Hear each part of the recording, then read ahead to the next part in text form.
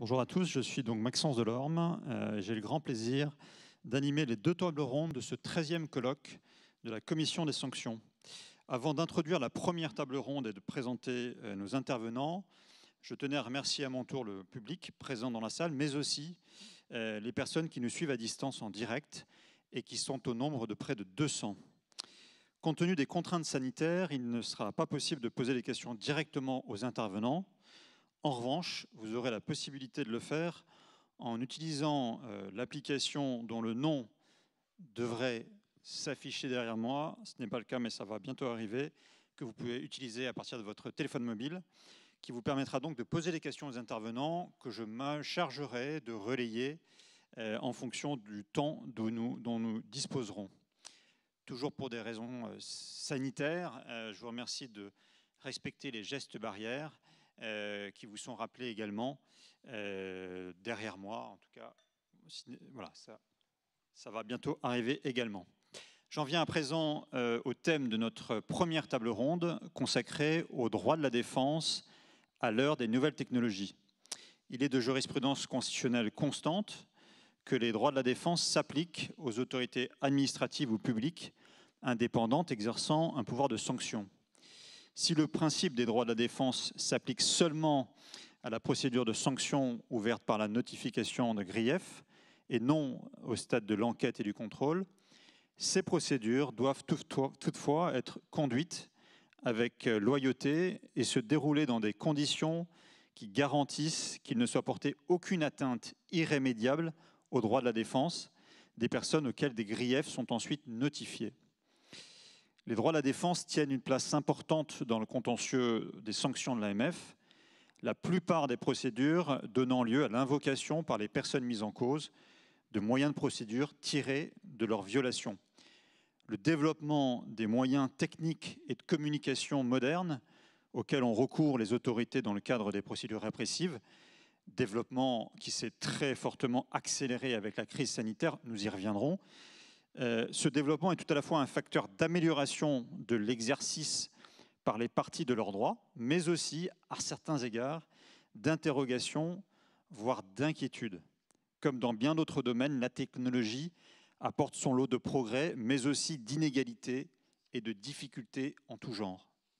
Cette évolution s'inscrit dans un mouvement plus large qui dépasse nos frontières nationales. Ainsi, la Commission européenne s'est-elle saisie du sujet et a lancé en juillet de cette année une initiative intitulée « Numérisation de la justice dans l'UE ». La Commission présente ainsi son initiative. Ça fera écho à nos problématiques. L'expérience acquise avec la crise de la Covid-19 montre la nécessité de systèmes judiciaires capables de fonctionner dans des circonstances difficiles. L'accès effectif à la justice dans l'UE est entravé par les échanges de documents imprimés et la nécessité d'être physiquement présent. Les technologies numériques peuvent contribuer à rendre les systèmes judiciaires plus accessibles et plus efficaces. Les enjeux de cette évolution sont d'autant plus forts que les nouvelles technologies innervent ou sont susceptibles d'innerver toutes les phases de la procédure répressive, de la collecte des données au stade de l'enquête et du contrôle, jusqu'à la tenue des audiences. À cet égard, le recours aux nouvelles technologies engendre de nouvelles questions relatives au respect des droits de la défense. Comment collecter, traiter et protéger les données recueillies, dont le volume est parfois très important? Comment s'organise la préservation de certains secrets? Comment s'exercent concrètement les droits de la défense? Comment les nouvelles technologies permettent-elles de faciliter l'accès aux dossiers par les parties? Qu'en est-il du recours aux outils modernes de communication pour les auditions, voire pour la tenue des audiences? Que peut-on attendre à l'avenir de ces nouveaux outils? Ces questions sont autant d'enjeux pour l'AMF, mais aussi pour l'autorité judiciaire, de même que pour certaines entités publiques qui disposent d'un pouvoir de sanction. Pour en parler, j'accueille nos intervenants. Tout de suite à ma gauche, Sophie Baranger, vous êtes secrétaire générale adjointe et directrice des enquêtes et des contrôles de l'AMF. À ma droite, Éric Dezeuse, vous êtes avocat associé au cabinet Bredin-Pratt. Vous êtes également professeur associé à l'université Paris-Descartes. Vous êtes un spécialiste des questions d'abus de marché et vous publiez très régulièrement de la doctrine en la matière. Salvatore Erba, À ma droite également, vous êtes sous-directeur du contrôle à l'Agence française anticorruption. À l'extrême gauche de la table, Julien Farobia, vous êtes magistrat et adjoint au directeur de programme procédure pénale numérique au secrétariat général du ministère de la Justice. Enfin, Bruno Nataf, vous êtes vice-procureur financier, membre du parquet national financier. Cette table ronde se déroulera en 2 temps. Dans un premier temps, nous nous pencherons sur les questions relatives aux données, à leur collecte, à leur exploitation et sur la façon dont les droits de la défense s'exercent à l'heure où le volume de données recueillies connaît une forte croissance. En lien avec ce sujet, nous évoquerons également la question de la préservation des secrets. Nous aborderons ensuite, dans un second temps, les questions relatives à la dématérialisation de l'accès à la justice, dématérialisation des procédures, accès à distance aux dossiers ou encore audition par visioconférence. Entre ces 2 tours de table, Julien Farobia nous présentera le chantier relatif à la procédure pénale numérique, qui est naturellement un chantier transversal et à cet égard qui couvre des problématiques que nous aurons abordées lors du premier tour de table et que nous aborderons ensuite dans le cadre du second tour de table. Abordons donc le premier grand thème de cette table ronde, collecte et exploitation des données, secrets et droits de la défense. Je donne sans plus tarder la parole à Sophie Baranger pour connaître l'approche de l'AMF sur ces sujets dans le cadre des enquêtes et des contrôles. Merci Maxence. Je pense que je peux garder mon masque pour essayer de parler en même temps, ça devrait bien se passer. Alors, le droit de communication est effectivement un pouvoir qui est largement utilisé par les enquêteurs et les contrôleurs, et on l'utilise largement auprès de toute personne qui sont susceptibles de nous demander de donner des informations utiles à l'enquête ou au contrôle. Et bien entendu, de plus en plus, les données qu'on collecte par ce biais sont dématérialisées. Les données sont stockées sur des répertoires et on utilise des outils pour pouvoir exploiter ces informations. Donc, les dossiers qui arrivent devant la commission des sanctions sont de plus en plus en fait, dématérialisés dès l'origine. Et donc, cette dématérialisation, finalement, elle se conçoit depuis le début, en amont même des enquêtes et des contrôles, jusqu'à la phase d'investigation elle-même.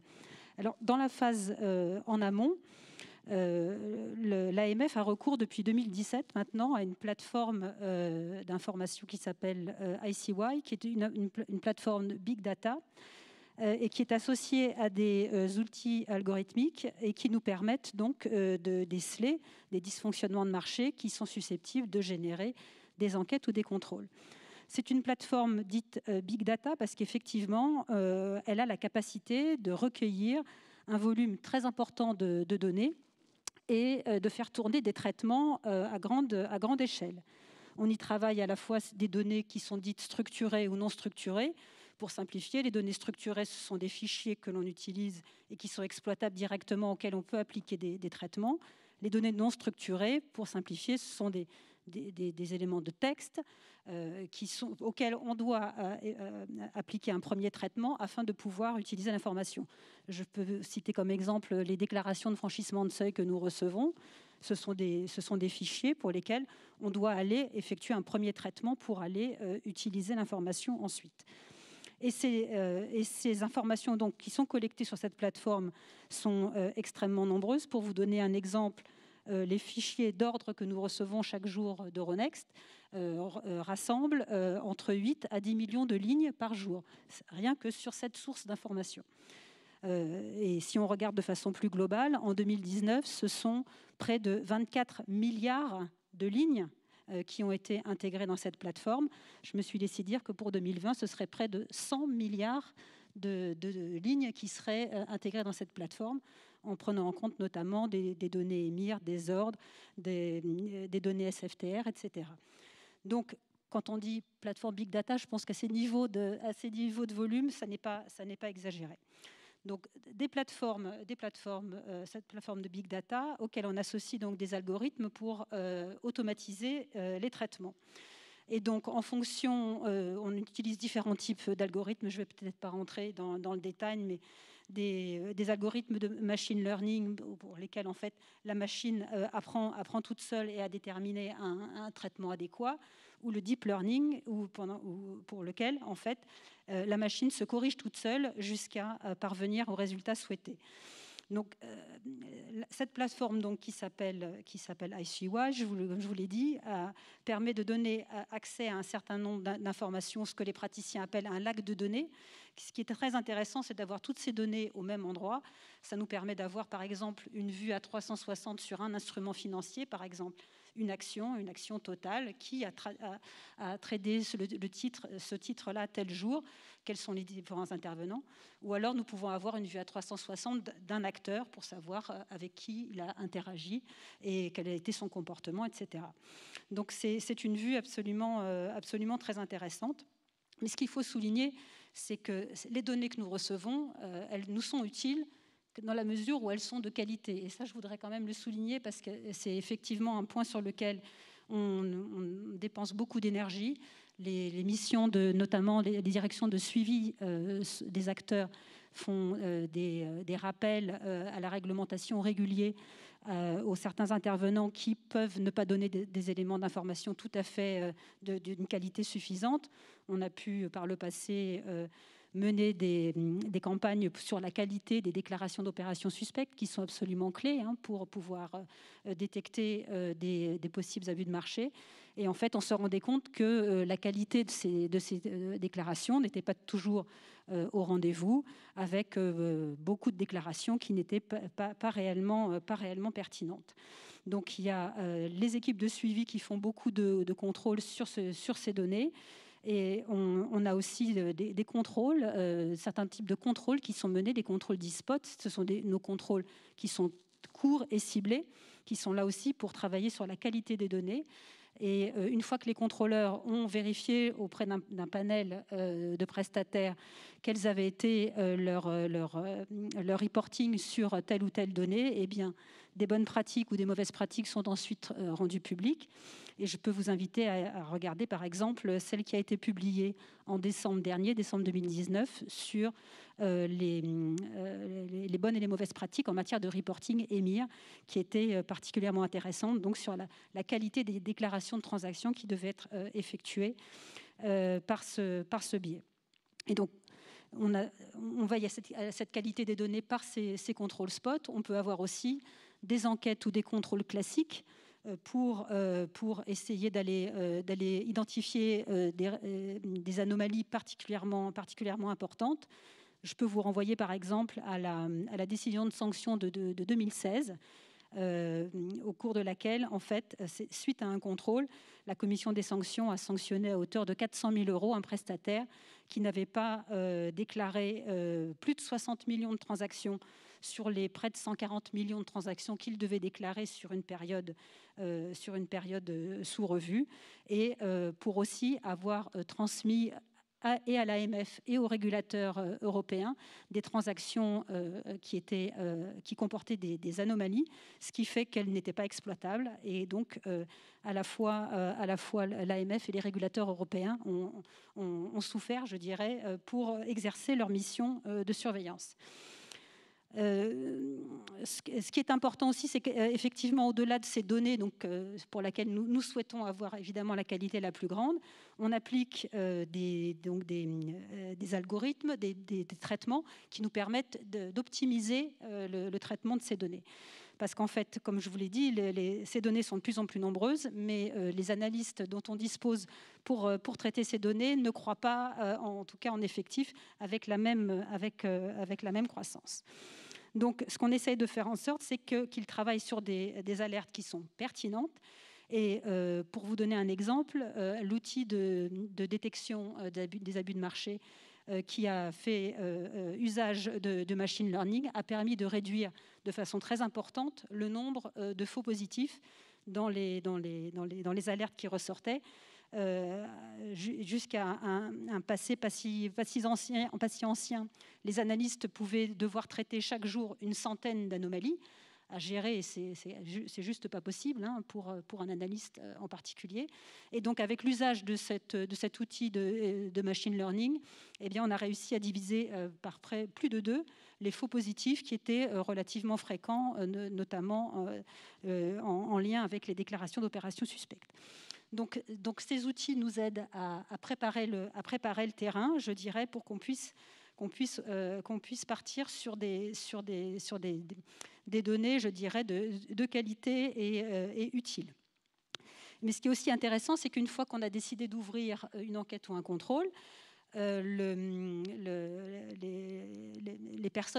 enquêteurs ou les contrôleurs partent en mission en étant mieux informés sur le prestataire qui doit faire l'objet de l'enquête ou du contrôle, par exemple. Donc, si je prends le cas des contrats de liquidité, qui est un cas qui fait partie des priorités de supervision qui ont été annoncées en début d'année, eh bien, pour les contrats de liquidité, comme vous le savez, ces contrats interviennent dans le cadre de relations entre un émetteur et un prestataire de services d'investissement et doivent permettre donc des interventions pour le compte de l'émetteur par le prestataire qui doivent s'inscrire dans un certain nombre de limites, des limites d'intervention en prix, des limites en volume, par exemple. Donc, avant de partir à cette mission SPOT, il y a, du fait des données dont nous disposons, que nous recevons donc à l'AMF, des statistiques peuvent être faites pour chaque jour de bourse qui permettent de mettre en avant d'éventuelles anomalies, ce qui fait que les contrôleurs peuvent identifier en amont du départ du contrôle des zones à creuser et qu'ensuite, lorsqu'ils sont sur place auprès du prestataire, poser des questions beaucoup plus ciblées pour pouvoir intervenir de façon plus efficace. Peut-être un autre exemple aussi qui montre l'intérêt de ces outils dans le cadre des investigations. Cette fois, les enquêtes à but de marché et notamment les manipulations de cours sont particulièrement intéressantes pour illustrer le volume des données traitées et les outils qui sont à notre disposition pour pouvoir traiter ces informations. Les outils qui peuvent être utilisés servent en général, en cas de manipulation de marché, à essayer de ce qu'on appelle rejouer les séances de bourse pour un titre précis et sur des périodes déterminées, montrer l'évolution du carnet d'ordre et illustrer les transactions. D'ailleurs, c'est pour ça qu'on l'appelle cet outil, qui est un outil maison, Market Replay, parce qu'il permet de rejouer les séances. Donc cet outil est très utile parce qu'elle donne une visualisation intéressante et très pratique du carnet d'ordre. Ce qui est intéressant aussi, c'est que ces outils permettent également de sélectionner de façon systématique les cas qui peuvent être susceptibles d'être caractérisés comme des cas de manipulation de cours. Si je vous renvoie à cet égard à une décision de décembre 2016 de la Commission des sanctions qui était particulièrement intéressante à ce sujet.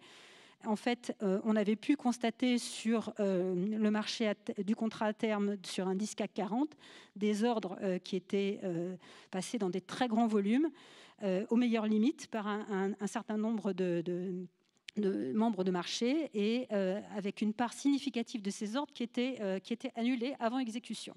Et donc l'enquête a démontré que ces interventions provenaient d'un même trader basé à Chicago et sa stratégie consistait à intervenir en plaçant des ordres de grande taille d'un côté du carnet d'ordre, par exemple à l'achat, et de faire croire aux intervenants de marché qu'il y avait une forte pression à l'achat. Et lorsque cette pression forte à l'achat par ces gros ordres était créée, il plaçait des ordres en plus petite quantité à la vente qui étaient exécutés par le biais de la forte pression à l'achat qui avait été créée.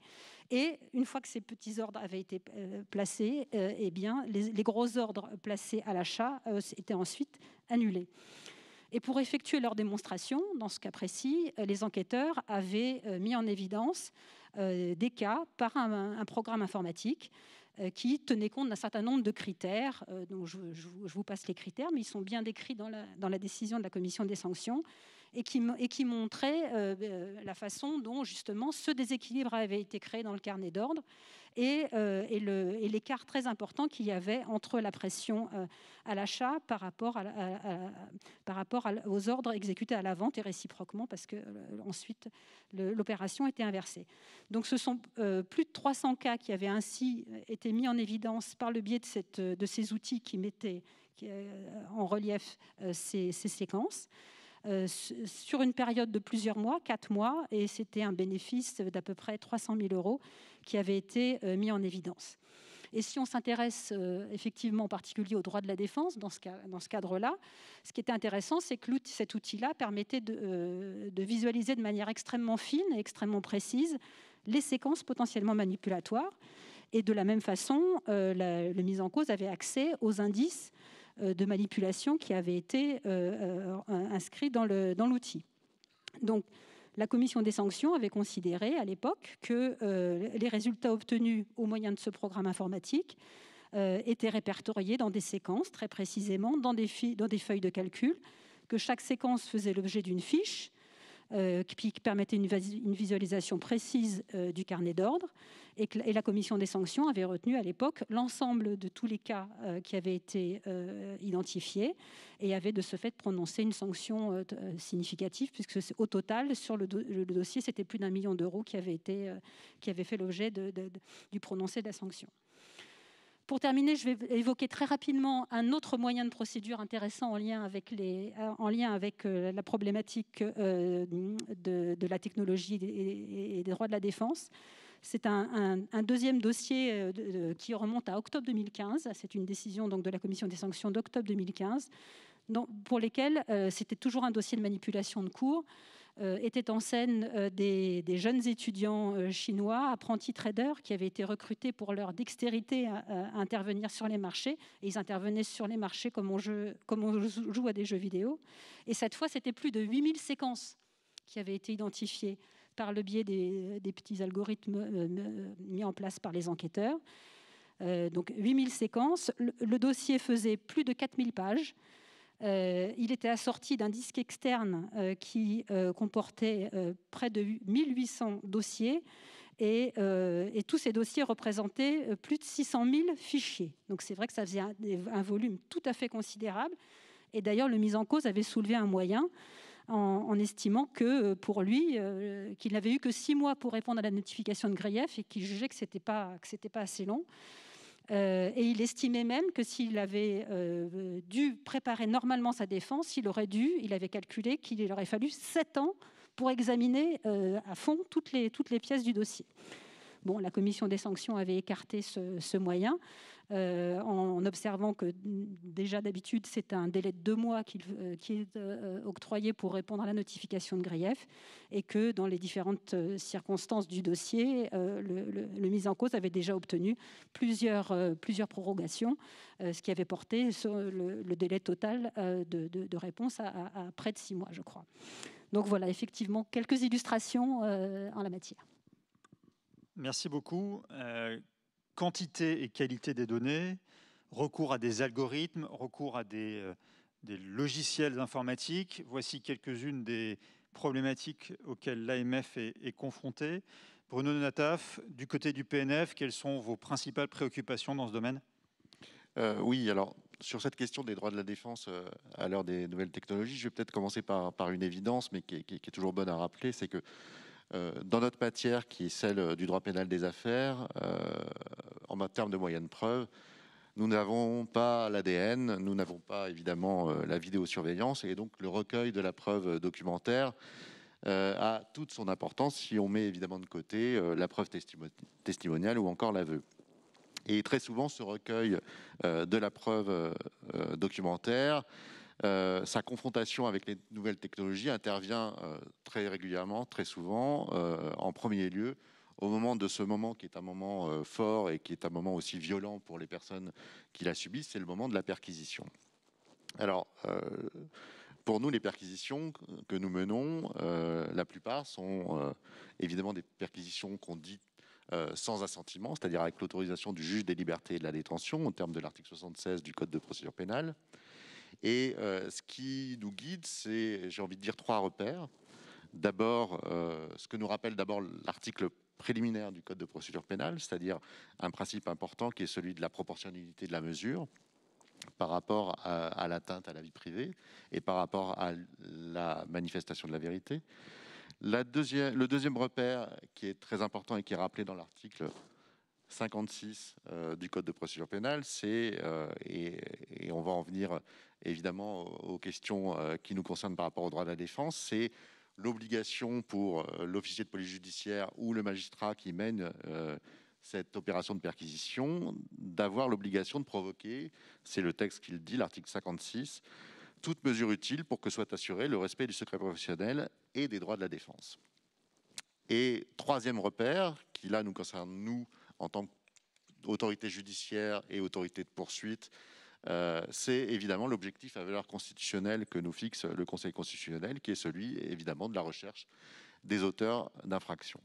Alors, si on essaye, à travers les perquisitions, d'avoir, nous, un certain nombre de modes opératoires et de lignes directrices, et nous avons effectivement une sorte de guide méthodologique des perquisitions, et notamment des perquisitions dans les cabinets d'avocats, l'expérience montre qu'en vérité, il n'y a jamais deux perquisitions qui se ressemblent et qu'on est toujours confronté à des choses qui sont très diverses, suivant évidemment l'infrastructure informatique, soit d'une personne physique, soit évidemment d'une société ou d'un groupe de sociétés.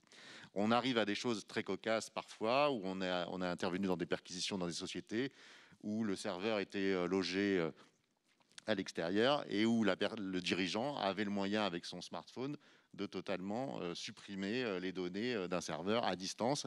Il n'était pas là au moment de la perquisition, mais il avait été informé de la perquisition et il avait eu le loisir de pouvoir supprimer les données depuis son smartphone, ce qui mettait un peu à néant l'intérêt d'une partie, en tout cas, de la perquisition. Mais la question qui, très concrètement, se pose assez souvent par rapport à la problématique qui est la nôtre aujourd'hui, c'est celle où vous avez la personne qui est perquisitionnée, encore une fois qu'il s'agisse d'un particulier ou d'un salarié d'une entreprise ou du dirigeant d'une entreprise. C'est la configuration où celui-ci va nous dire au moment de la perquisition que dans sa messagerie électronique, dans son disque dur, il y a des messages échangés avec son avocat ou encore, et j'y reviendrai peut-être à un autre moment, des messages qui relèvent de sa vie privée et qui n'ont rien à voir avec le dossier qui nous concerne nous. Alors, est-ce que la saisie est possible et comment doit-elle se réaliser dans ces cas-là ? Il y a une première sous-question qui se pose à nous et qui se pose aussi aux officiers de police judiciaire qui agissent sous notre contrôle, c'est de savoir si on peut encore aujourd'hui pratiquer des saisies globales. Alors, quand on regarde la jurisprudence, on s'aperçoit que très concrètement, aujourd'hui, il n'y a pas d'interdiction absolue des saisies globales de disques durs ou de serveurs. Pour dire comment se passent concrètement les perquisitions, il nous arrive encore aujourd'hui, même si c'est quelque chose qu'on souhaite à tout prix éviter, de faire des saisies globales de disques durs. Mais quand on vient nous dire qu'effectivement il y a des correspondances avocat-client dans la messagerie notamment, là on a effectivement recours à un certain nombre d'outils qui sont à chaque fois assez différents, même si encore une fois on essaie d'avoir une certaine méthodologie. C'est le concret de ce qu'on peut trouver dans les lieux perquisitionnés qui va prendre le lead entre guillemets sur le mode opératoire. Alors évidemment, comme je pense l'autorité des marchés financiers ou l'autorité de la concurrence ou toutes les autorités qui mènent des visites domiciliaires du même type, on va être confronté soit à la possibilité d'abord de faire un tri positif, avec évidemment des mots-clés, ou alors on a des gens qui rangent parfaitement chaque dossier dans des sous-dossiers et on va saisir juste un dossier ou un sous-dossier. Ou alors on va arriver à un tri qui est négatif, c'est-à-dire qu'on va saisir globalement la boîte mail et on va laisser la personne nous pointer éventuellement les mails qui pour elle relèveraient de la relation, de la confidentialité de la relation avocat-client. Il y a, ça c'est entre guillemets l'hypothèse simple dans laquelle ces opérations-là, ce dialogue avec la personne perquisitionnée peut intervenir dans le temps de la perquisition. Mais très souvent, on est confronté aujourd'hui, quand on perquisitionne des grands groupes notamment, à une impossibilité matérielle, même si parfois on prend les devants en se disant qu'on va en perquisition dans une société ou un grand groupe et que ça va peut-être durer une journée, mais parfois 2 jours, parfois plus longtemps, puisque c'est un cas qui a pu arriver aussi concrètement au parquet national financier. Ce qui va se poser, c'est la question, encore une fois, de savoir si ce tri, on peut le faire sur place ou on ne peut pas le faire sur place. Et très souvent, on aura du mal à le faire sur place, parce qu'on ne veut pas passer à côté de choses et qu'on ne veut pas non plus faire ce que j'ai évoqué, c'est-à-dire une saisie globale qui n'est jamais totalement satisfaisante. Et dans ces cas-là, alors on tâtonne. Je le dis ici en tant que procureur national financier, mais c'est aussi une configuration qu'on a dans les perquisitions, dans les cabinets d'avocats, avec effectivement des jurisprudences des juges des libertés de la détention sur, je ne parle pas encore du fond, mais sur le mode opératoire qui est encore une forme de tâtonnement, où on va avoir différentes solutions, soit d'abord le recours à un expert à qui on va par exemple donner les mots-clés qu'on aurait utilisés dans le temps de la perquisition et qui va être lui chargé de sortir entre guillemets les mails, puisque très souvent, encore une fois, ce sont des mails qui correspondent à l'enquête qui nous concerne et qui éventuellement pourront avoir un impact sur qui pourront concerner la relation avocat-client. Et dans ce cas-là, on instaurera un discours contradictoire, un dialogue contradictoire entre soit la personne représentée, soit l'avocat de la personne représentée et nous, PNF. Soit on convoquera éventuellement l'avocat de la personne perquisitionnée au PNF et on fera les diligences au sein du parquet national financier dans le dialogue qui sera le nôtre. Et à la fin, on obtiendra un scellé qui sera a priori évacué des mails qui pourraient relever de la confidentialité de la relation avocat-client. Mais ça, c'est pour le mode opératoire. Sur le fond, là où on a souvent effectivement des dialogues très nourris, que ce soit avec les avocats des personnes perquisitionnées ou mises en cause, ou encore avec le représentant de l'ordre des avocats, c'est évidemment sur la question extrêmement sensible de qu'est-ce qui est saisissable et qu'est-ce qui n'est pas saisissable dans la relation avocat-client. Alors là-dessus, on essaye de naviguer dans une casuistique qui est pour nous et qui correspond à un arrêt que nous, on met régulièrement en avant, qui est un arrêt de la Chambre criminelle du 3 avril 2013, qui fixe finalement comme limite la libre défense. Et souvent, on est confronté à des avocats de la défense ou encore une fois aux représentants du bâtonnier qui vient effectivement critiquer notre approche. Notre approche, elle est assez simple. On a d'un côté, s'agissant d'une pièce à saisir, d'abord une summa divisio entre une pièce qui est soumise au secret professionnel et une pièce qui n'est pas soumise au secret professionnel. Ça veut dire, pour nous, une pièce qui n'est pas soumise au secret professionnel, mais ça, là-dessus, on a à peu près un consensus, c'est-à-dire une pièce qui serait revêtue de la mention officielle ou une pièce qui aurait été adressée dans le cadre d'un mail, non seulement au client, mais éventuellement à l'expert comptable ou à la banque d'affaires, ou en tout cas à un tiers. Dans ce cas-là, on considère qu'elle n'est plus soumise au secret professionnel. Et puis, si elle est soumise au secret professionnel, le deuxième niveau d'analyse, ça va être est-ce qu'on est dans les droits de la défense ou est-ce qu'on n'est pas dans les droits de la défense. Si on est en dehors de l'exercice des droits de la défense, on va considérer, nous, que la pièce est saisissable. Si on est dans l'exercice des droits de la défense, là, et on suit encore une fois l'arrêt de 2013 que je viens de citer, on va être dans la question, on va se poser la question de savoir est-ce que l'avocat est impliqué ou pas dans la commission des faits qui nous concerne. Et dans ce cas-là, si on considère que l'avocat est potentiellement impliqué, on saisira.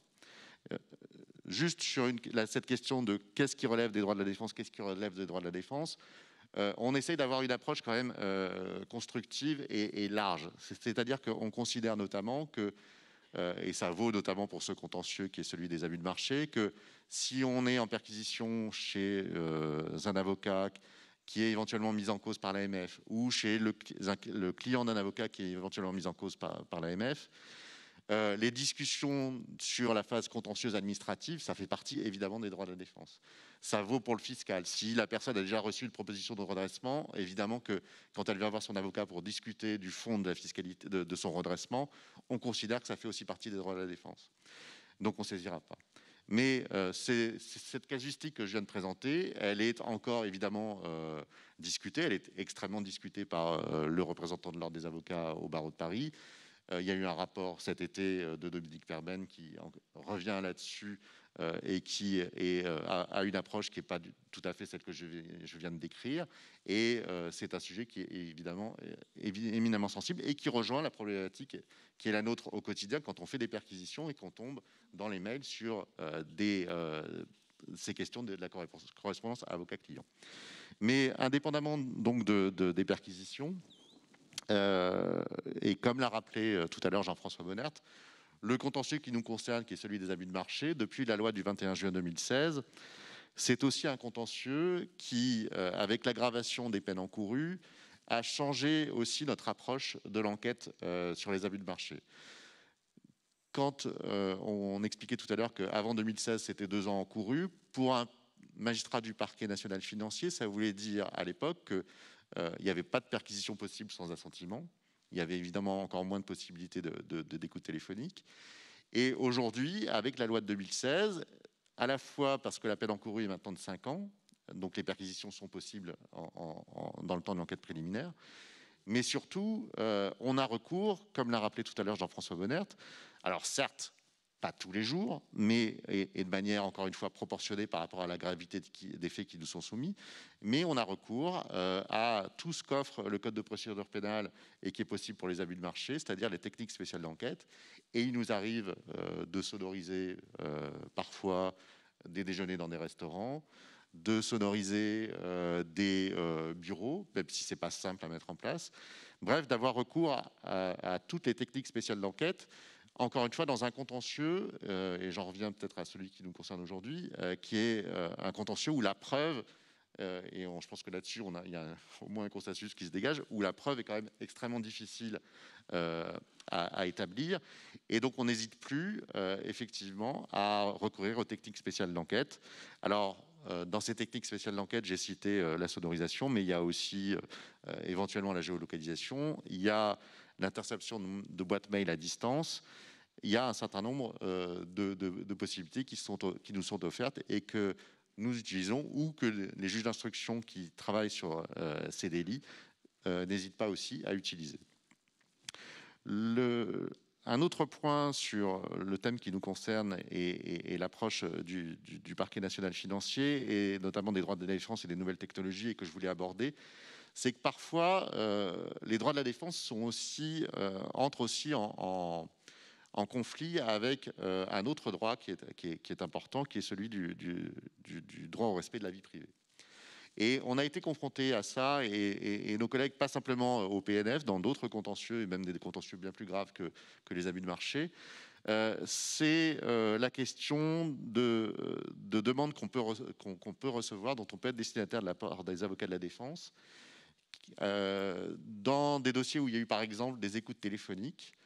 Un avocat de la défense d'un prévenu ou d'un mis en examen, par exemple, va demander à avoir accès aux écoutes téléphoniques d'un autre mis en cause ou de quelqu'un qui sera peut-être resté un témoin dans l'enquête, mais qui a été placé sur écoute téléphonique. Et l'avocat de la défense va solliciter l'accès à l'entièreté de ces écoutes en arguant du fait qu'il pense que des écoutes n'ont pas été retranscrites, des écoutes notamment qui pourraient être à décharge pour son client n'ont pas été retranscrites. Et c'est une question qui est importante parce que aujourd'hui, les écoutes téléphoniques qui sont entre les mains de la plateforme nationale des interceptions judiciaires, ça se résume, et là on reparle de numérique, ça se résume à des fichiers numériques, à un coffre-fort numérique et à l'accessibilité à ces fichiers. Il y a un droit d'accès au CD qu'on nous sollicite. Et la question qu'on est en droit de se poser, nous, en tant que magistrats de l'ordre judiciaire, gardiens des libertés individuelles, et donc en cela gardiens du droit au respect de la vie privée, c'est est-ce qu'on peut donner accès à un avocat de la défense du prévenu 1, aux écoutes téléphoniques du prévenu 2, si dans ces écoutes-là, il peut y avoir des aspects qui mettent en cause la vie privée des personnes qui ont été écoutées et qui n'ont pas vocation à être transcrites ou qui n'ont pas vocation à être accessibles à d'autres avocats que ceux des personnes qui ont été écoutées. Alors, c'est des questions qui surgissent pas de manière régulière, mais qui arrivent de temps en temps. Et on est plutôt enclin, au titre du respect de la vie privée, à refuser ce type de demande.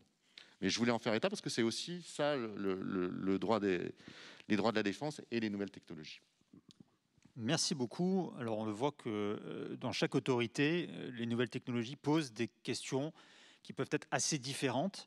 Je me tourne vers Salvatore Erba. À l'AFA, l'AFA qui est un service encore assez récent, à quel type de problème on est confronté? Et j'indique qu'on est un peu en retard. Donc si chacun peut légèrement accélérer. Merci. Très bien. Est-ce que vous m'entendez? Oui. Je m'autorise à ôter le masque. Je ne sais pas si vous allez me dénoncer. Merci. Alors, nous, on n'est évidemment pas dans la même situation. Hein. On vient d'être abordé les problématiques de perquisition, de saisie.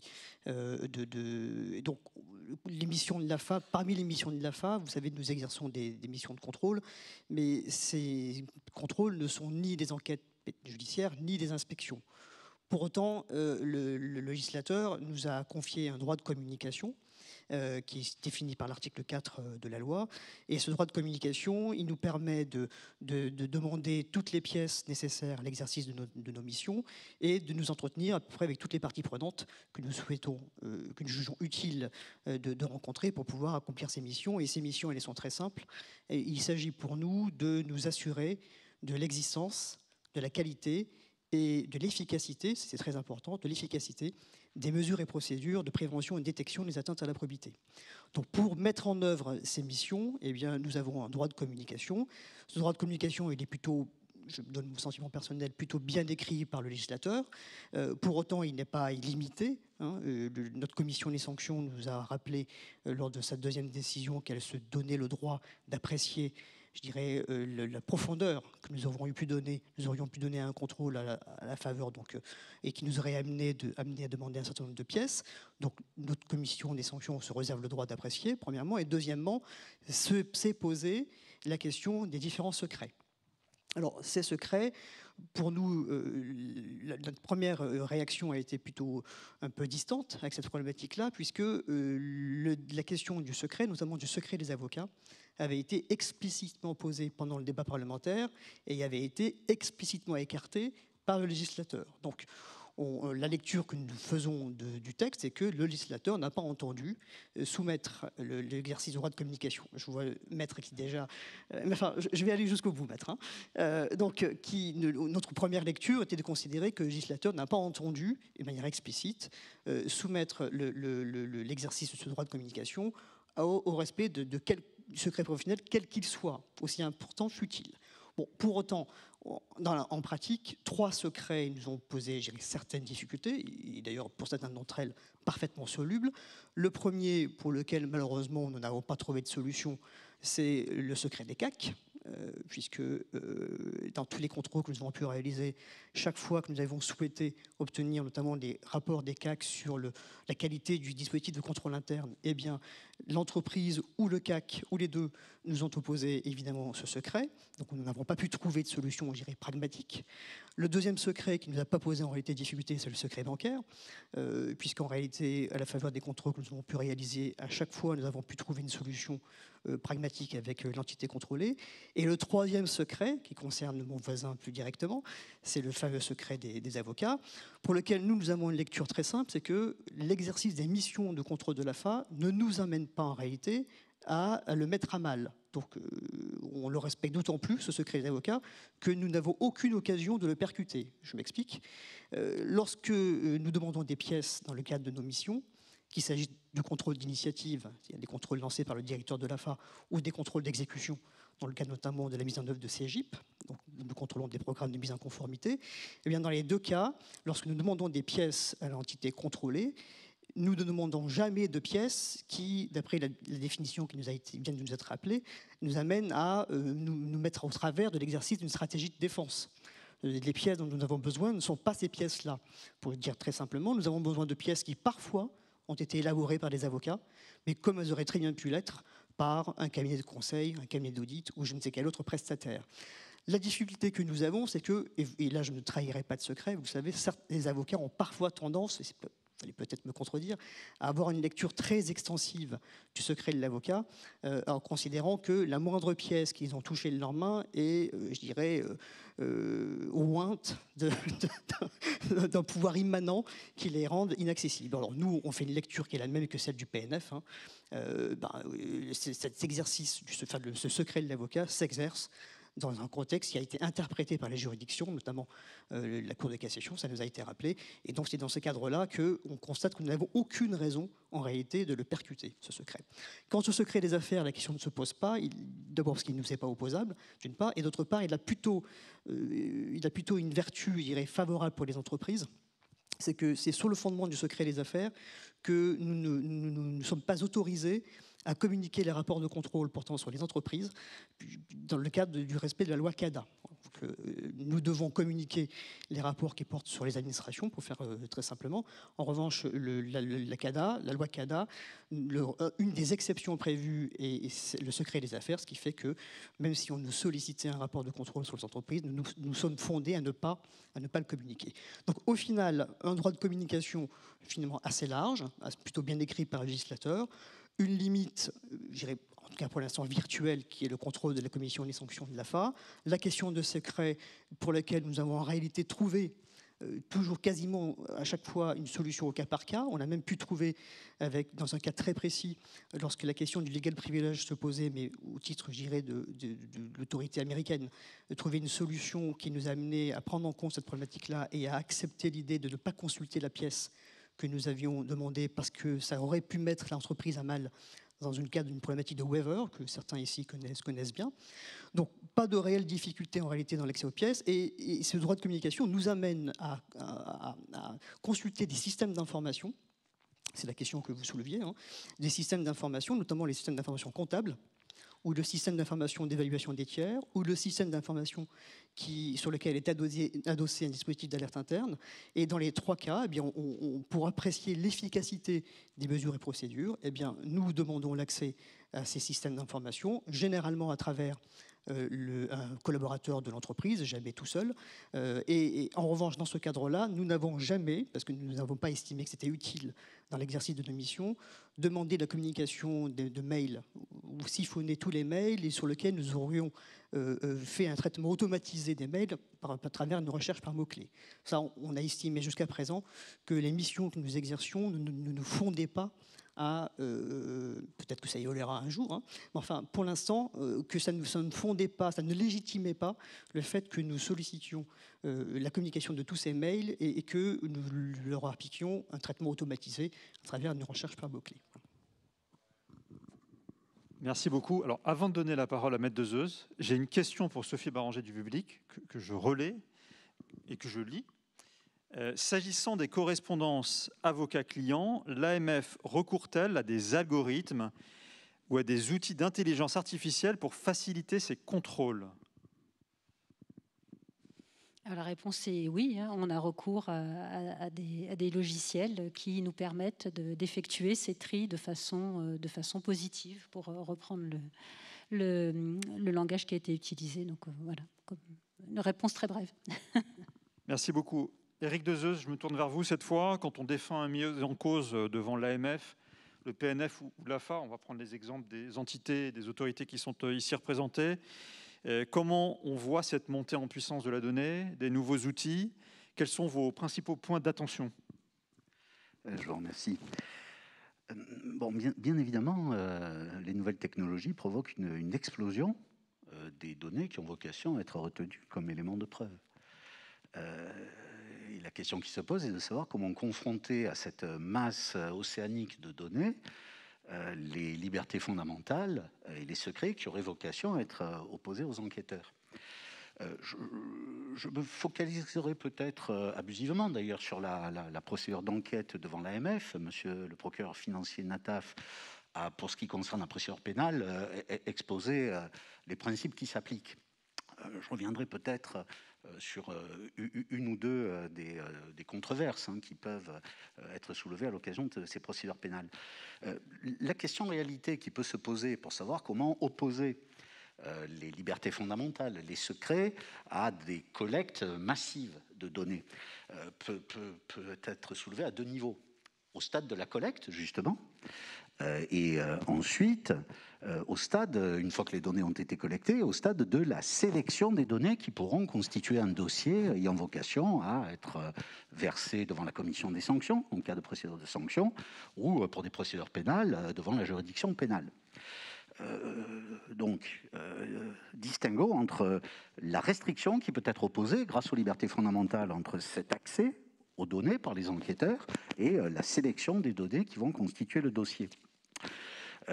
Pour ce qui concerne la restriction à l'accès aux données, bon, il est certain qu'elles sont relativement limitées, aussi bien au pénal que devant les enquêtes de l'AMF. Pour quelles raisons ? Vous l'avez rappelé tout à l'heure, monsieur, pour ce qui concerne les enquêtes de l'autorité des marchés financiers, a priori, il n'y a aucun principe de contradictoire, voire même aucun principe des droits de la défense au stade de l'enquête. La seule restriction, c'est le respect de la loyauté dans la collecte des preuves, et encore à condition que cette loyauté n'ait pas entraîné une distorsion irrémédiable dans les droits de la défense. Donc au stade de l'enquête, il n'y a pas grand moyen que la défense aurait vocation à opposer. Et toutefois, deux considérations différentes. Pour ce qui a trait d'abord à la protection de la vie privée. Distinguo à opérer pour les enquêtes AMF, et cela ressemble d'ailleurs aux enquêtes pénales. Lorsque les enquêteurs de l'AMF procèdent dans le cadre du droit d'accès et de communication des données, on est sur le terrain de l'article L621-10, si ma mémoire ne défaille, du Code monétaire et financier. La tendance des juridictions est plutôt de considérer qu'à ce stade, il n'y a pas véritablement de secret qui a vocation à être opposé à un secret près. Vous savez que j'y suis un peu attaché, celui justement des auxiliaires de justice, donc le secret des avocats. Ce qui veut dire que lorsque un droit d'accès ou de communication est exercé, a priori, les enquêteurs ne portent pas atteinte au domicile, c'est un accès aux locaux professionnels, et n'ont vocation à recueillir que des données professionnelles. À ce sujet d'ailleurs, la Cour d'appel de Paris a eu l'occasion de se pencher sur des communications de messagerie professionnelle, pour rappeler que, là encore, il n'y a pas de secret à opposer, mais qu'en revanche, un tri peut être opéré sur les correspondances privées qui pourraient être contenues sur une messagerie professionnelle hébergée sur les serveurs de l'entreprise. Donc, il y a une première limite qui peut être opérée, un tri qui pourrait être effectué pour écarter des correspondances purement privées détenues sur des messageries professionnelles. Cas très notable qui a donné lieu à un contentieux démontrant que la vie privée peut être la mesure d'accès à certaines données. Ce sont ces données particulières que sont les données de connexion, les fameuses FADET. Je ne vais pas revenir sur la censure que le Conseil constitutionnel a apportée à l'ancienne version de l'article 621-10 prévoyant que la possibilité pour les enquêteurs de l'AMF d'accéder inconditionnellement à des données de connexion était contraire, faute de restriction, justement à l'article 2, au droit au respect de la vie privée. On sait que la loi antifraude a modifié cette question et que désormais, ce droit d'accès doit passer par une autorité administrative indépendante qui est le contrôleur des demandes de données de connexion. Et l'on sait aussi, on pourra peut-être y revenir plus tard, que la Chambre criminelle de la Cour de cassation a posé une série de questions préjudicielles pour savoir si l'ancien droit, peut-être même le nouveau, était tout à fait compatible aux dispositions du droit européen qui garantissent justement le respect de la vie privée. Donc, on le voit, au stade de la collecte des données, a priori, le respect de la vie privée a une vocation assez marginale à entraver les investigations des enquêteurs. Si en revanche l'on est dans le cadre d'un droit de visite et de saisie, et cela ressemblerait fort pour ce qui concerne les enquêteurs de l'AMF aux demandes de perquisition avec autorisation judiciaire ou aux perquisitions dans le cadre d'une instruction, là, la question se résout d'elle-même. C'est a priori le magistrat qui autorise cette mesure qui a vocation à vérifier si un secret pourrait être opposable. Et d'ailleurs, quand bien même l'autorisation a été donnée, rien n'interdira, dans le cadre des recours éventuellement exercés contre les mesures de perquisition, de saisie, rien n'interdira de vérifier la proportionnalité de la mesure au regard des libertés fondamentales et notamment au droit au respect du domicile, mais surtout de la vie privée. Un mot sur le secret professionnel des avocats. Il est tout à fait remarquable pour ce qui concerne les enquêtes de l'AMF, puisque c'est le seul secret qui peut être opposable aux enquêteurs. Le secret professionnel ne l'est pas, le secret des auxiliaires de justice l'est. Il est assez intéressant de vérifier, et c'est une forme d'hommage qu'un avocat a vocation à rendre à l'AMF. L'AMF a une approche pour ce qui concerne le tri des correspondances avocat-client qui est beaucoup plus libérale et protectrice du secret professionnel que la version qu'a avancée l'AFA ou le parquet national financier. Vos positions s'appuient sur une jurisprudence tout à fait arrêtée. Pardonnez-moi, merci. La chambre criminelle de la Cour de cassation, en effet, a retenu qu'a priori, le secret de l'avocat n'avait vocation, enfin, les correspondances avocat-client n'avaient vocation à être opérées que dans le cadre de l'exercice des droits de la défense. Bon, c'est une vision qui est certes homologuée par la chambre criminelle. On sait que la chambre commerciale de la Cour de cassation, pour ce qui concerne les enquêtes fiscales, pour ce qui concerne les enquêtes de concurrence, a une vision plus vaste et considère, à une lecture du texte qui prévoit le secret des correspondances avocat-client beaucoup plus large. Je me permettrai de relire l'article 66.5 de la loi du 31 décembre 1971. Il a été modifié justement à la suite de controverses sur la portée du secret des correspondances avocat-client et pour réagir à une jurisprudence de la Chambre criminelle qui déjà le limitait à l'exercice des droits de la défense.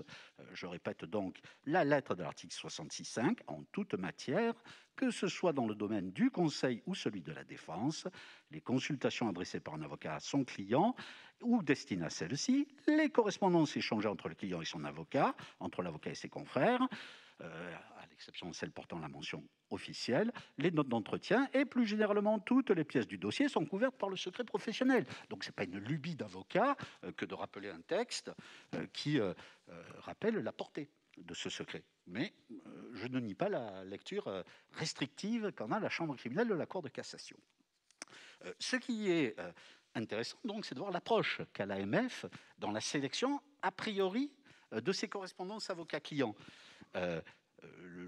Vieille pratique qui, je crois, a été formalisée par une note de la direction des enquêtes de cet été, qui consiste à laisser à la personne visitée la possibilité d'opérer elle-même le tri, en remettant l'intégralité de la messagerie, en remettant une copie filtrée dont ont été expurgées les correspondances avocat-client, et avec une règle claire, qui je crois correspond d'ailleurs à la jurisprudence, notamment de la commission des sanctions en la matière, sont couvertes par le secret des échanges avocat-client, les correspondances adressées par l'entreprise ou le client à son avocat, les correspondances adressées par l'avocat et son client, mais pas les correspondances qui seraient adressées en copie à des tiers. En tout cas, voilà un tri qui est opéré a posteriori dans le respect de ce secret de l'avocat. Qu'en est-il lorsque les données ont été ainsi massivement recueillies? Et n'hésitez pas à me couper la parole lorsqu'il le faudra. Écoutez, je pourrais d'ores et déjà le faire, donc je vous laisse vraiment conclure. Deux mots. L'idée, lorsque le dossier a été recueilli, lorsque ces données sont recueillies, c'est que ce sont justement les enquêteurs de l'AMF, pour ce qui concerne l'AMF, les procureurs ou juges d'instruction, qui constituent le dossier, qui a vocation à aller devant la juridiction de fond. Il y a deux difficultés qui peuvent se poser face à ces masses gigantesques de données. La première difficulté, c'est est-ce qu'il n'y a pas trop de données? Est-ce qu'il n'y a pas des données couvertes par les secrets qui auraient vocation à être expurgés? L'une des voies qui pourrait être explorée, et cela répondrait peut-être à l'une des considérations très pertinentes qu'avançait monsieur le procureur financier, à savoir avoir la possibilité d'accéder à des données potentiellement couvertes par le secret professionnel. C'est gênant lorsqu'il y a plusieurs parties à un dossier unique et qu'une partie des données intéresse la vie privée ou le secret professionnel de l'autre partie. Bien, on sait que l'autorité de la concurrence, c'est un texte qui a été adopté dans le Code de commerce, l'autorité de la concurrence a possibilité de se livrer à une communication sélective des données et à communiquer à certaines parties, à ne pas communiquer à certaines parties des données couvertes par le secret, notamment le secret des affaires, ou à donner un résumé expurgé des secrets professionnels ou des secrets des affaires à ces parties. Donc, pourquoi ne pas envisager, déléguer l'ATA, une telle considération? Dernière considération, au-delà des données trop nombreuses, on pourrait soupçonner que parfois la sélection a été trop sélective et que des données font défaut. C'est le cas, par exemple, que vous souleviez, monsieur le procureur, pour certaines écoutes qui pourraient intéresser les droits de la défense. On pourrait se demander, en matière d'enquête AMF, si les enquêteurs de l'AMF n'ont pas écarté des éléments à décharge, pas nécessairement volontairement, mais dans cette masse gigantesque de données qui n'a pas été exploitée. Est-ce que dans ces conditions, il ne serait pas concevable que les mots-clés qu'ont utilisés les enquêteurs pour opérer la sélection soient communiqués à la défense, pour que la défense vérifie la pertinence de la sélection? Est-ce qu'il ne serait pas concevable, et ce serait devant l'instruction dans le cadre de la commission de sanctions, est-ce qu'il ne serait pas concevable que la défense sollicite que soient explorées à nouveau certaines bases avec d'autres mots-clés? Voilà ce qui permettrait peut-être de un peu rétablir l'inégalité des parties, non pas juridique, mais devant la technicité et les outils technologiques. Je donne la parole à Julien Farobia. Est-ce qu'en moins de 10 minutes, vous pouvez relever le défi de présenter le chantier sur lequel vous travaillez, qui est donc le programme Procédure pénale numérique, en insistant sur les interactions de ce programme, bien évidemment avec les droits de la défense qui sont au cœur de notre problématique? C'est un défi compliqué, mais je vais m'y atteler. Normalement, en 7-8 minutes, je dois arriver à vous présenter la procédure pénale numérique sous l'angle que vous m'indiquez. Très brièvement, la procédure pénale numérique, qu'est-ce que c'est ? C'est un programme donc, qui est interministériel, qui est conduit à la fois par le ministère de l'Intérieur et le ministère de la Justice, et qui a pour objectif d'aboutir à la dématérialisation complète de la chaîne pénale, depuis la prise de plainte jusqu'à l'exécution du jugement correctionnel.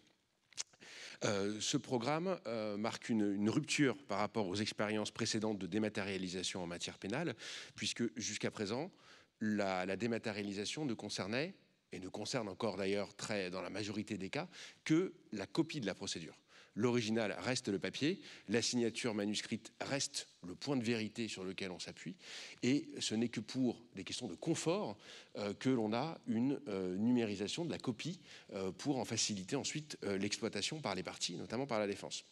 Le programme procédure pénale numérique, c'est la suppression du papier, donc la transmission dématérialisée des procédures des forces de police et de gendarmerie aux tribunaux, la transmission dématérialisée de ces mesures de la justice aux auxiliaires de justice, et en particulier les avocats bien sûr, et le traitement dématérialisé des procédures avec la question de la signature électronique.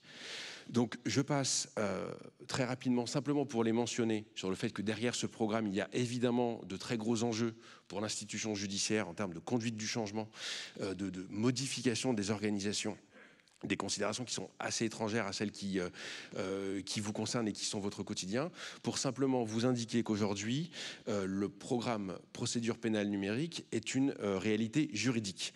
Je vous renvoie pour cela au nouvel article 801-1 du Code de procédure pénale, qui est issu donc de la loi de programmation pour la justice du 23 mars 2019, et qui a été suivi d'un décret et d'un arrêté qui en précise les dispositions. Ce qu'il faut en retenir, et ce qui constitue véritablement le changement de paradigme, c'est que tous les actes mentionnés au Code de procédure pénale peuvent être établis ou convertis sous forme numérique et constituent ensuite l'original unique de la procédure.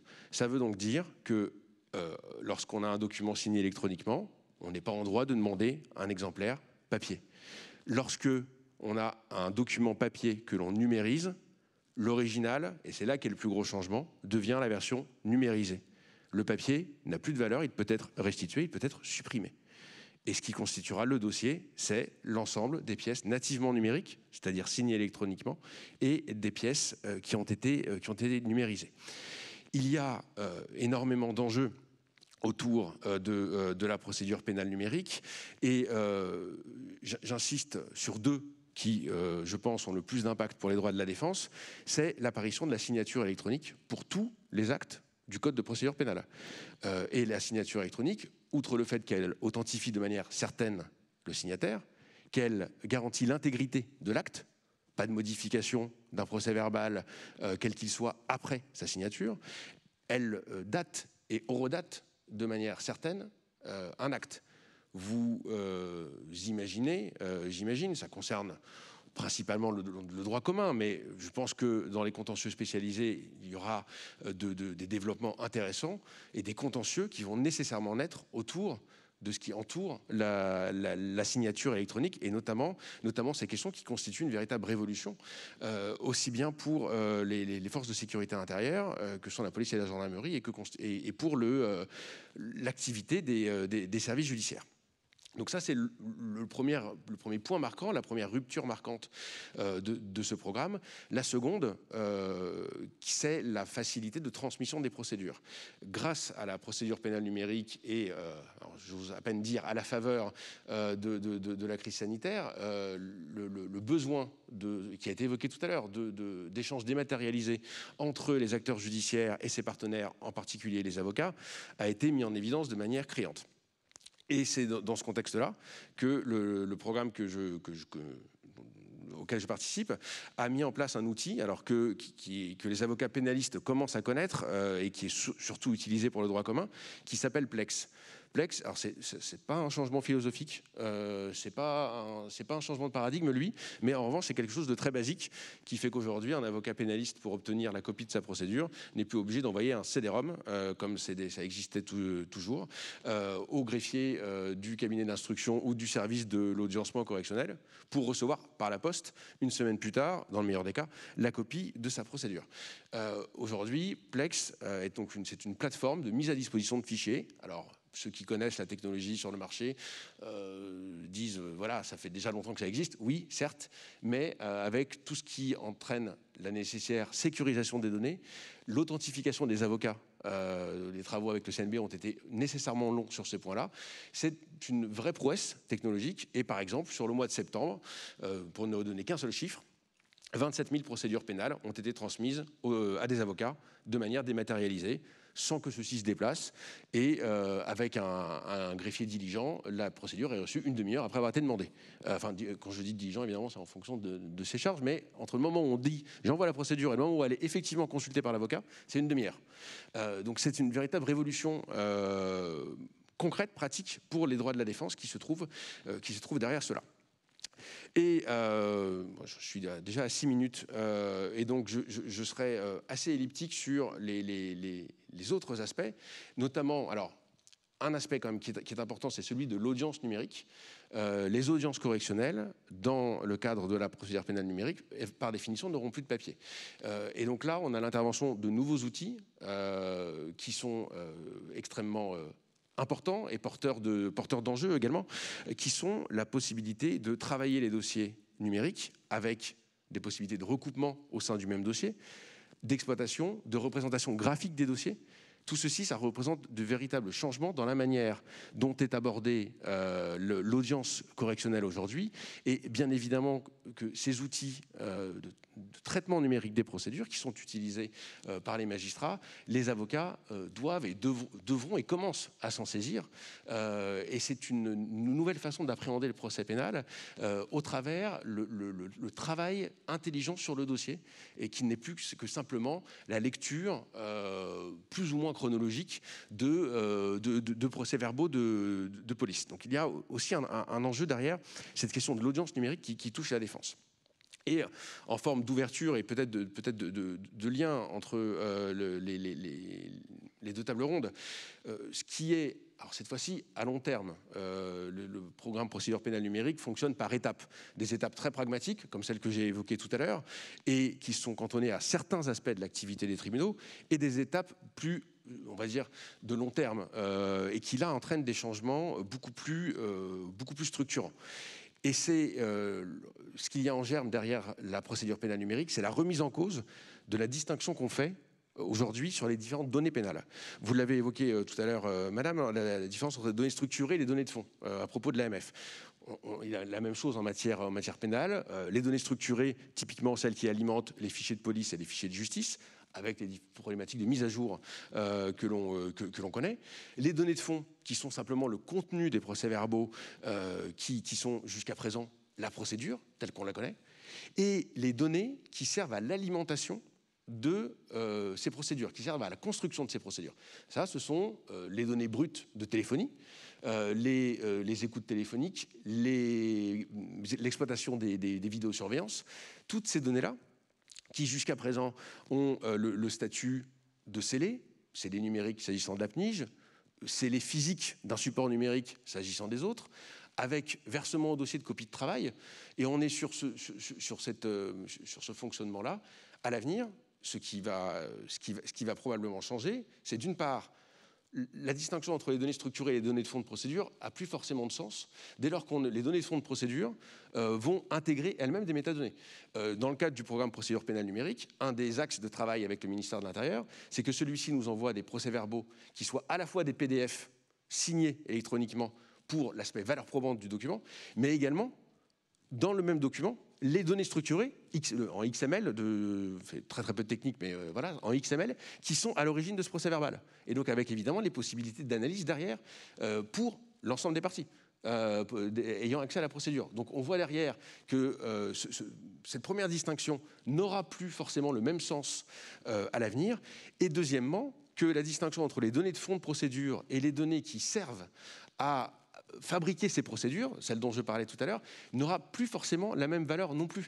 L'article 801-1 nouveau vous indique, et pour l'instant c'est uniquement prospectif, il n'y a pas de mise en œuvre concrète, mais que ne sont pas applicables au dossier de procédure numérique les dispositions du présent code qui sont relatives au placement sous scellé, y compris sous scellé fermé, des documents, contenus multimédia ou données dès lors qu'ils sont versés au sein de ce dossier. C'est-à-dire que donc là il y aura un vrai changement en termes de conduite d'enquête de la part de l'autorité judiciaire qui consistera à décider face à des données multimédia, prenons cet exemple-là, est-ce que je souhaite les placer sous scellé et dans ces cas-là, et donc là, ça rejoint la problématique que vous évoquiez sur notamment le droit au respect de la vie privée, qui est un très bon exemple, de dire au moins sous scellé, ce n'est pas dans le dossier, donc c'est protégé par la possibilité d'accéder ou non au scellé, ou alors est-ce que j'en fais un élément du dossier, et dans ces cas-là, je le verse au dossier de procédure numérique, j'ai plus besoin de le placer sous scellé. C'est 5 heures de vidéosurveillance, si je veux en faire un élément du dossier, une pièce du dossier, au même titre qu'un procès verbal d'audition, eh bien, je la verse dans le dossier. Et à ce moment-là, ce sont les règles d'accès de n'importe quelle pièce du dossier qui s'appliqueront. Et donc, et ce sera ma conclusion, ce qu'il y a également derrière, c'est des problématiques qui là redeviennent pragmatiques, c'est le probable grossissement du volume informatique des dossiers de procédure pénale. Aujourd'hui, la plateforme Plex dont je vous parlais est largement suffisante parce qu'elle est à 1 gigaoctet par envoi. Donc, pour 99,9% des dossiers pénaux, ça suffit aujourd'hui. Mais avec ces évolutions de long terme qui sont envisageables, est-ce que la question de la transmission des copies de dossiers de procédure ne va pas elle aussi évoluer? Et là, c'est juste une ouverture, il n'y a pas de position du ministère de la Justice là-dessus, mais sur un accès direct des auxiliaires de justice au dossier lui-même, sans transmission d'une copie.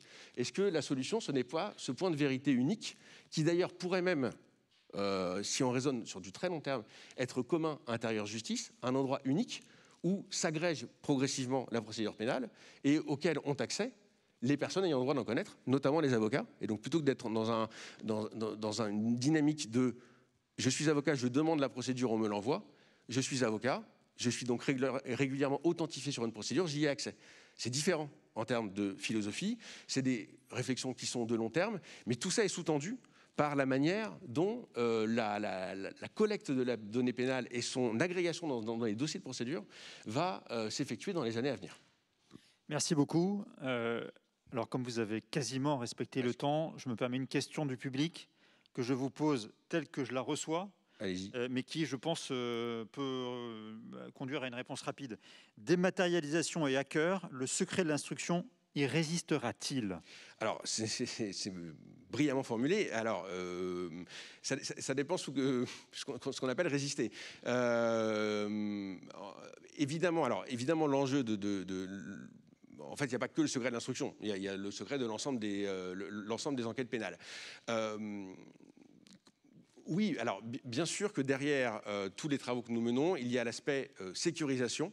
Donc je rentre pas dans les détails, mais l'aspect sécurisation de l'endroit où sont stockées les données pénales est évidemment au cœur de nos réflexions. Dire il n'y aura jamais d'attaque informatique sur des serveurs, ce serait, c'est pas sérieux de prétendre ça. En revanche, évidemment que la sensibilité de la donnée pénale fait que le ministère de la Justice et le ministère de l'Intérieur mettent en place toutes les mesures permettant de sécuriser. Étant précisé juste pour conclure qu'aujourd'hui déjà, comme beaucoup de procédures pénales sont numérisées, ces enjeux-là se posent déjà. Et ils se posent avant la procédure pénale numérique. L'accès à la copie d'un dossier sensible, c'est la même chose que l'accès à son original. On sait tout ce qu'il y a dedans. Donc c'est évidemment des préoccupations très actuelles.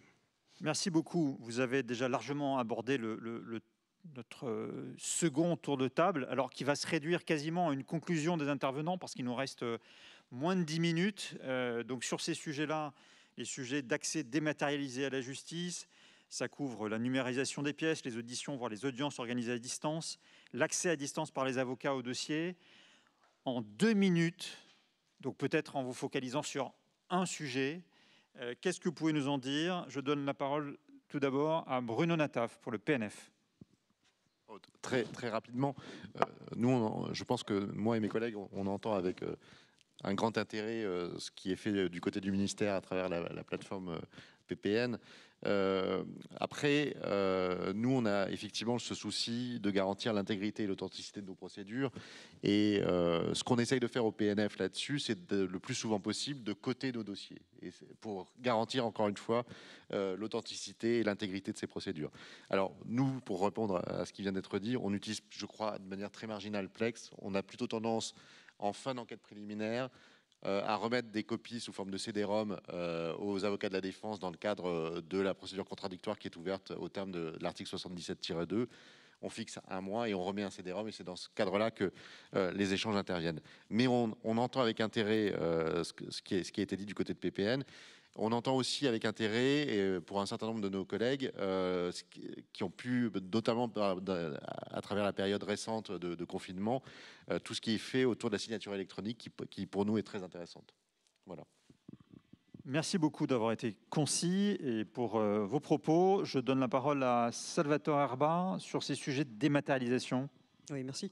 Alors, la crise sanitaire que nous avons connue, elle nous a amené à, certes de manière un peu impromptue, à avancer sur un terrain sur lequel on n'avait pas vraiment réfléchi compte tenu des textes qui régissent notre procédure. Je pense notamment à la notification électronique des rapports de contrôle. Donc on a un peu inventé, un peu sous la contrainte, la signature électronique, certes de manière un peu artisanale, mais quand même, et la notification à travers une plateforme numérique de Bercy qui s'appelle Sophie. Donc fort de cette expérience, on réfléchit à la manière peut-être d'y aller encore plus franchement, et ce qui nécessitera peut-être un ajustement normatif, puisque nous avons une procédure un petit peu old school qui nous amène à faire de la lettre recommandée avec accusé de réception papier. Voilà, peut-être un jour pourrons-nous passer résolument au recommandé électronique. Et deuxième aspect, je dirais, de chantier sur lequel on réfléchit, j'évoquais tout à l'heure le fait que nous cherchons l'accès à certains SI spécialisés dans le cadre de l'exercice de nos missions. Je pense au SI sur l'évaluation des tiers ou les SI comptables.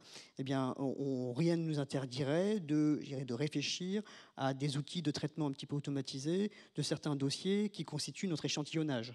Lorsqu'on apprécie par exemple la robustesse d'un dispositif d'évaluation des tiers, on le fait sur le fondement de certains nombres de dossiers qui nous permettent d'apprécier si la procédure a été correctement mise en œuvre. Eh bien, peut-être que les équipes de contrôle à la FAS seraient ravies d'avoir un outil qui leur permettrait peut-être d'automatiser certaines recherches sur ces dossiers-là, ce qui, encore une fois, est distinct de la problématique de l'utilisation des messages électroniques, hein, qui n'est pas d'ambiguïté. Hein. Je me tourne vers Sophie Baranger pour l'AMF. Alors, très rapidement sur le sujet des auditions, avec le confinement, c'est vrai qu'on s'était reposé aussi la question de remettre encore sur la table, avec peut-être plus de force qu'auparavant, les auditions à distance. C'est vrai que au final, c'est quelque chose que l'on, pour différentes raisons, qu'on préfère finalement ne pas tellement faire. Tout d'abord, l'AMF est quand même assez soucieuse que les personnes entendues puissent avoir un échange dans de très bonnes conditions avec le conseil qui les accompagne. Donc effectivement, quand on opère à distance, il y a peut-être certaines configurations qui méritent en tout cas une réflexion pour permettre cet échange dans de bonnes conditions. Et puis par ailleurs, on n'est pas non plus à l'abri d'un problème technique au moment de l'audition elle-même. Donc pour ces différentes raisons, en fait, on est plutôt favorable davantage aux auditions sous mode présentiel, je dirais. Donc c'est plutôt ce qu'on a fait pendant le confinement, pas d'audition, et on a repris avec le déconfinement plutôt des auditions en présentiel, donc en respectant de façon très stricte les consignes sanitaires. Peut-être juste un autre petit point en lien avec les auditions qui change un petit peu de nature et du fait du recours supplémentaire aux outils.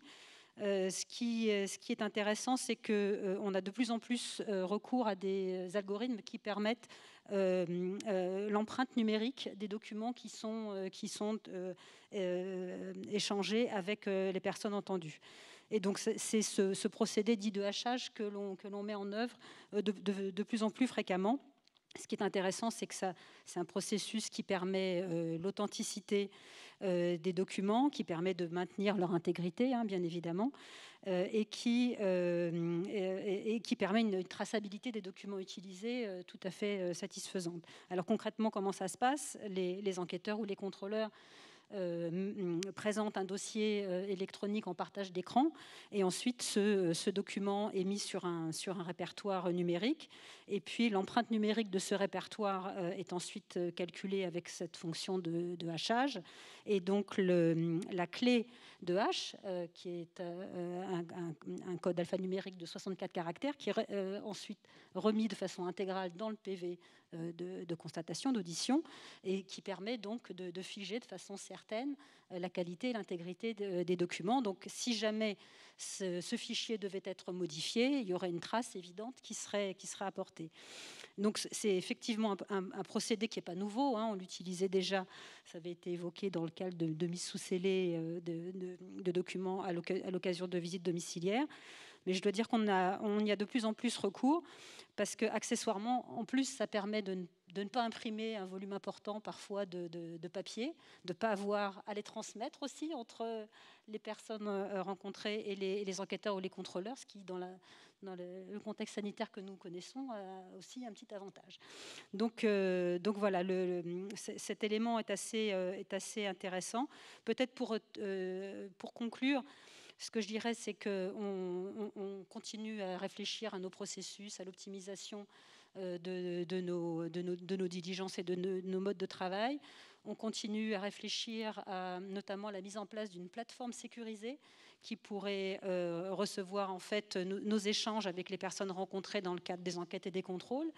Sur cette plateforme sécurisée, on pourrait déposer nos demandes aux personnes concernées, qui ensuite nous déposeraient leurs réponses. On pourrait, de cas échéant, les relancer via ce nouveau cadre sécurisé. Et cette plateforme permettrait bien entendu une parfaite traçabilité de l'information et préserverait l'intégrité des pièces.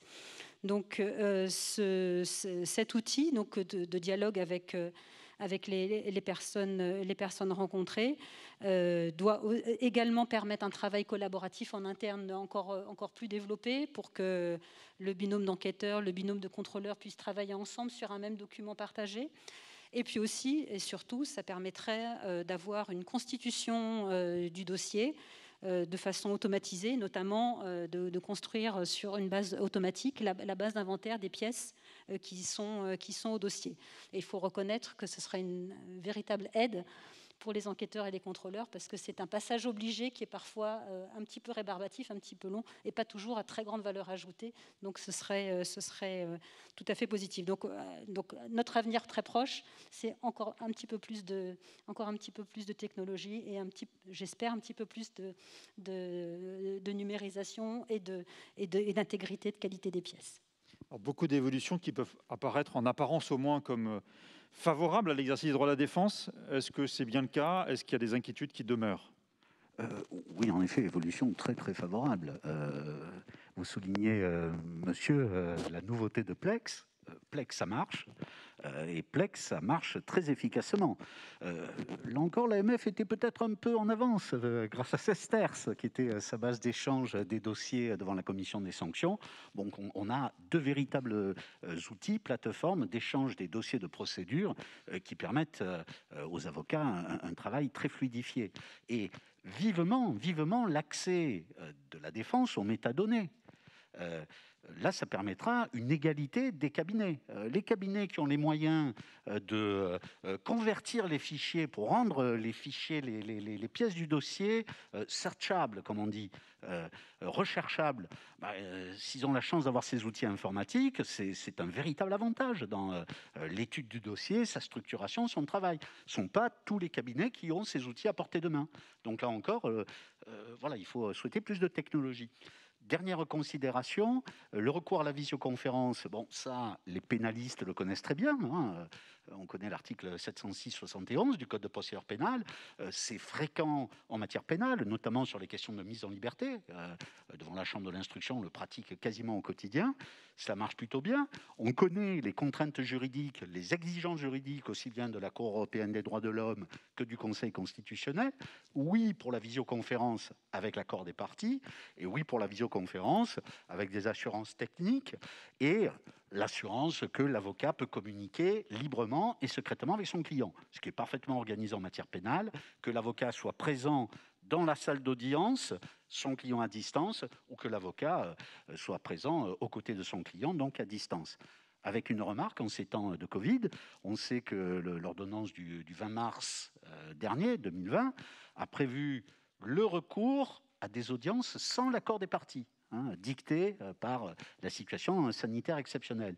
La Chambre criminelle de la Cour de cassation a considéré que, dans notre contexte tout à fait particulier, c'était concevable, mais bien évidemment, à la condition que le juge ait la capacité de contrôler l'accès du prévenu au dossier, l'accès du prévenu à son avocat et le parfait respect des droits de la défense.